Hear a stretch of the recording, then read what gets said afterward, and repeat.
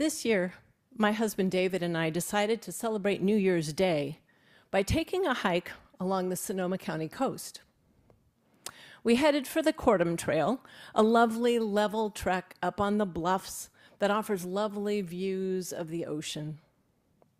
We would walk from Shell Beach to Mammoth Rocks, a beautiful outcropping of resistant rock up on the bluffs. Now, we've had a lot of beautiful sunny days in January, but January 1st was not one of those days. When we arrived at our starting point, the sky was dark and the drizzle was relentless. And although hiking above the surf, in winter although the bluffs are high above the surf, in the winter they turn into boggy wetlands. Some of the trail is boardwalk, which helps, but that day much of the trail was a wide, muddy mess. David and I picked our way daintily around the deepest mud puddles, taking care not to slip and fall. I break when I fall, so I try not to. As we made our way through a particularly wide, sloppy spot, two runners bounded past us. Their buoyant energy made it clear that they were having a wonderful time.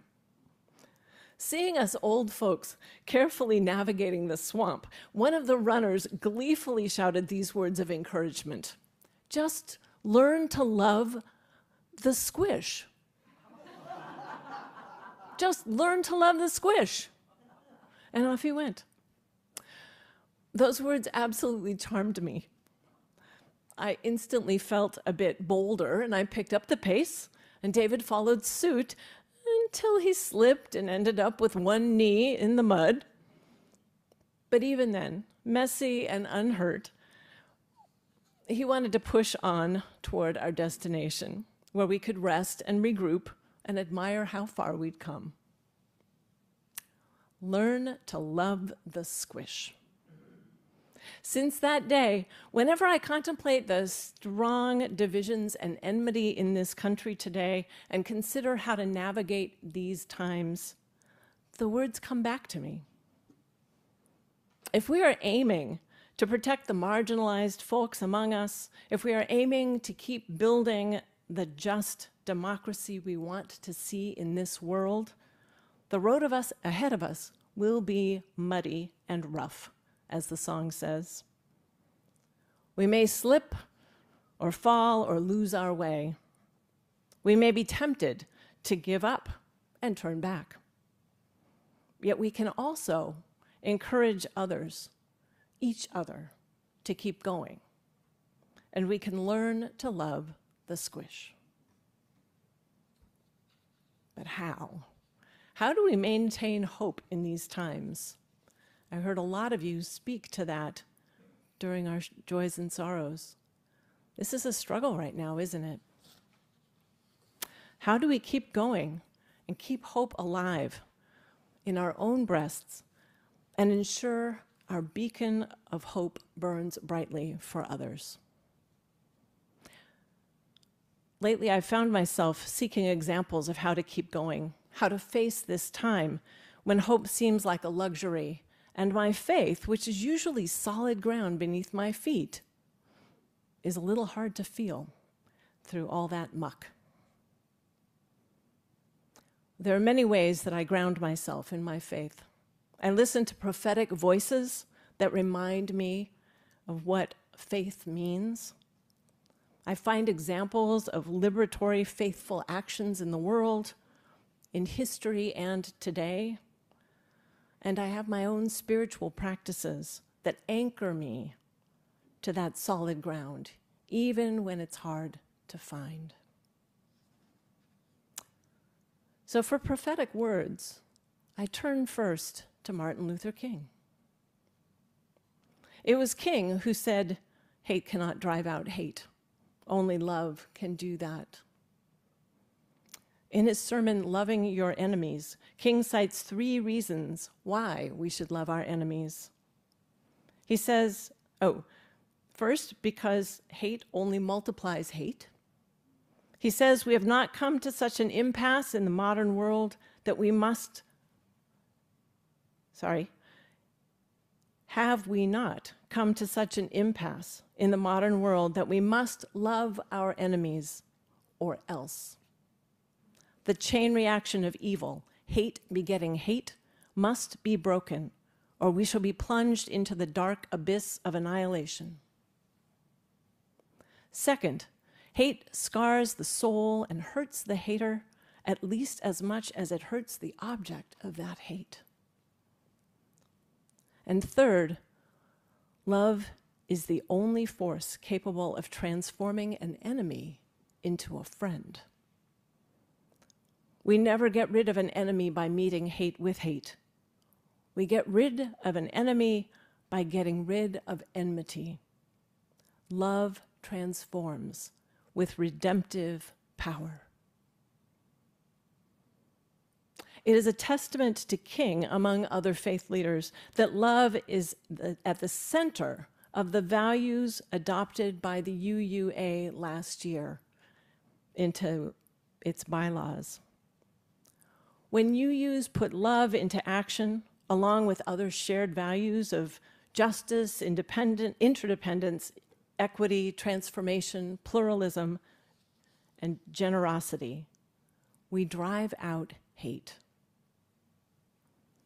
When we live these values, we acknowledge that we are all caught in that inescapable network of mutuality tied to a single garment of destiny, as Dr. King put it.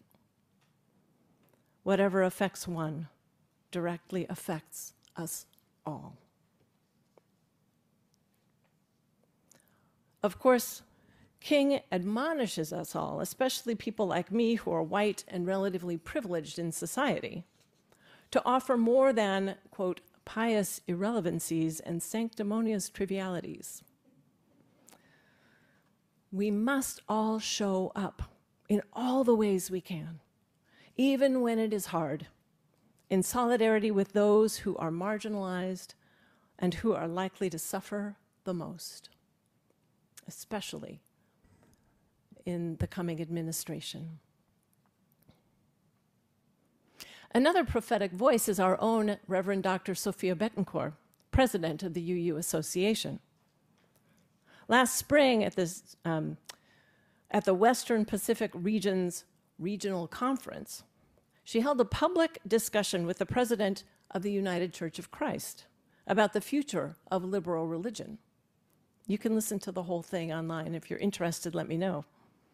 In her remarks, Bettencourt encourages each of us to wrestle with what our UU faith means to us and to express that in the public square, to live it in public. She notes that religious life supports us in our quest to make meaning, to connect with each other, to clarify and lift our values.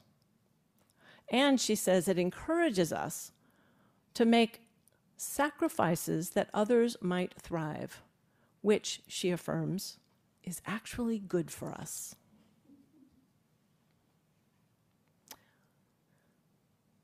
When asked about maintaining hope, she cites Aurora Levins Morales, a Puerto Rican Jewish feminist poet and activist. Levin Morales says that hope is something that we hold in common cause, that belongs in the commons. You all remember the commons, often phrased as the tragedy of the commons, where there's a pasture that you all share or hold in common and everybody's cows can graze on it, and you all have to be respectful of all the other cows, right? And all the other farmers, or else someone will use up all the resources. Bettencourt explains, we borrow hope from the commons, and we must hold it carefully enough that enough of it remains to return to the community. Hope is something we caretake because we owe it to one another. How we give voice to our liberal values in the world is accountable to that. I'm so intrigued by that idea. It means hope isn't only a spiritual discipline and a solitary practice. We are accountable to one another through our shared hope. We all need to be able to turn at times to each other to draw on each other's hope, our shared hope, and at other times we need to offer it. And I'm not talking about hope as a chirpy cheerfulness, but hope grounded in faith, a hope grounded in our calling to help bend the moral arc towards justice.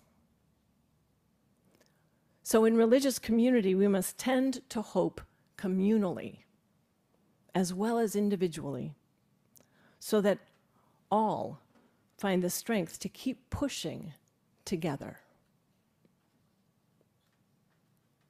We must tend to hope in the larger community too, by coming together and sharing our ideas, resources, and sense of calling in the quest for justice. How many of you attended a Women's March in January of 2017? Yeah, I was there too. I was in Santa Rosa, and it was amazing. So many hundreds of people showed up, focused on women's rights and reproductive justice in particular. It was loud and unified and amazing. Yesterday's march in Petaluma, the one I attended, was much smaller and more subdued and more diverse in its focus. The organizers and speakers addressed many topics: reproductive rights and abortion for sure, but also genocide in Gaza, immigration rights, sex trafficking, transgender rights, disability rights, anti-Semitism and anti-Zionism, oligarchy and fascism. Some of the speakers acknowledged this change from a single topic to many. They said that we need to make room for the voices of all the marginalized, to hear from everyone, and to hold coalitions rather than excluding some voices over others. They pointed out that because of this diversity, all of us would probably hear something that made us uncomfortable. And that was true. It was true for me. Yet it was important for us to show up for one another and to offer our respect to each other. In other words, we must learn to love the squish. We must be willing to interact with one another in order to really embody the idea that our liberation is bound up together. We must be willing to make sacrifices so that others may thrive. And we must be willing to support others in addressing their key issues, rather than competing for attention and resources for what I consider the most important needs. There's a need for humility here, and a recognition that my limited view may not produce the best insights into a particular problem. This may not feel very efficient to those of us who are used to focusing on one problem, identifying one solution, and going full tilt till we get it done. Anybody in the room like that? You don't have to identify, but... And that's one of the problems right now, isn't it? The November election knocked the wind out of so many of us, perhaps because there are too many problems to address now. It's like the dam is leaking in so many places under these new dire conditions that no one knows where or how to work anymore, especially no one knows what's got to come first. But that doesn't mean we can give up. We must work together in our own ways while recognizing all the other essential work that needs to be done and is being done at the same time, and collaborating wherever we can. So it does mean building coalitions, sharing resources and ideas, and tending to communal hope. Now, each of the speakers at yesterday's march is engaged in solutions, supporting people who have been sex trafficked, working to improve services for disabled people, making gender diversity more visible in our communities, working to stop spending US dollars to kill Gazan citizens, training to assist those who are under the threat of deportation. Our own Social Justice Committee is joining those efforts with other efforts across the country to rebuild civic culture, to strengthen democracy. That is one approach, and it's a really needed one. This is not quick work, friends. Remember that the civil rights movement has been going on for a century, and really for many centuries. As another prophetic voice, John Lewis, wrote, "Change often takes time. It rarely happens all at once." In the movement, and he meant the social justice movement he was so integrally involved in, we didn't know how history would play itself out. When we were getting arrested and waiting in jail or standing in unmovable lines on the courthouse steps, we didn't know what would happen, but we knew it had to happen. We used to say that ours is not the struggle for one day, 1 week, or 1 year. Ours is not the struggle of one judicial appointment or presidential term. Ours is the struggle of a lifetime, or maybe even many lifetimes. And each one of us in every generation must do our part. And if we believe in the change we seek, then it is easy to commit to doing all we can, because the responsibility is ours alone to build a better society and a more peaceful world. And I say amen to that. As Dr. King admonished us, those who are less impacted by all of these shifts that are coming and all of the marginalization in the world right now, we must keep showing up for those who are more impacted. And if we don't know these folks, we must continue to meet them, listen to their stories, respect them as fellow travelers on the path to justice and liberation for all. How do we navigate the mud of organizing and recognizing each other's humanity, even when it feels like we have to give up some of the focus to allow others to speak? We must do whatever it is that grounds us in our faith.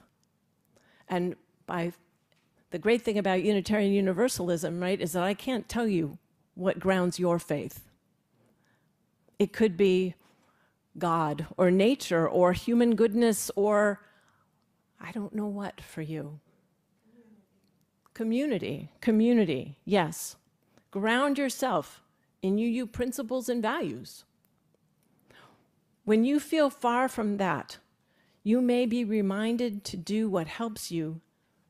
When you feel far from that, may you be reminded to do what helps you get back to the roots that hold you close. Whether it's meditating or walking, communing with nature or animals, the joyful laughter of children, being in community with those who share your values and those who love you.